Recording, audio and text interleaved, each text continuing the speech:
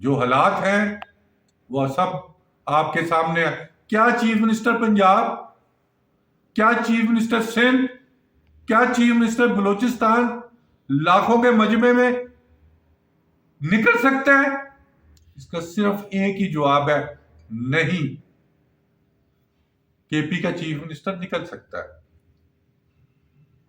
मान जाए अभी भी कि तहरीक इंसाफ के पास 80 to 90% अवाम उनके साथ है। भाई आप मुल्क को किधर लेके जा रहे हैं? काम थोड़ा कोई सीधा कोई नहीं है। एक पैसे का आप रिलीफ नहीं दे रहे अवाम को।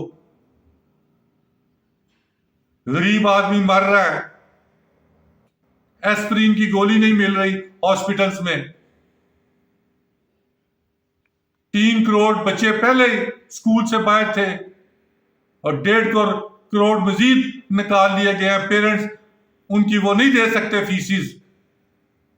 स्कूल आप प्राइवेटाइज कर रहे हैं, हॉस्पिटल आप प्राइवेटाइज कर रहे हैं।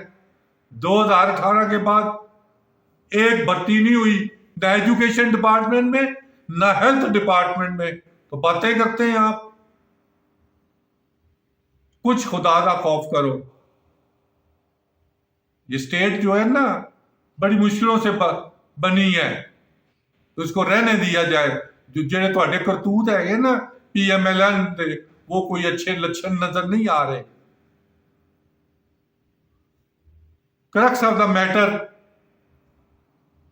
यही है कि मत नौबत उस वक्त तक लेके जाएं कि फिर फैसले एक बंदा करे। इस वक्त से डरें, वो वक्त करीब है। इन्हीं अल्फाज के साथ पाकिस्तान जिंदाबाद।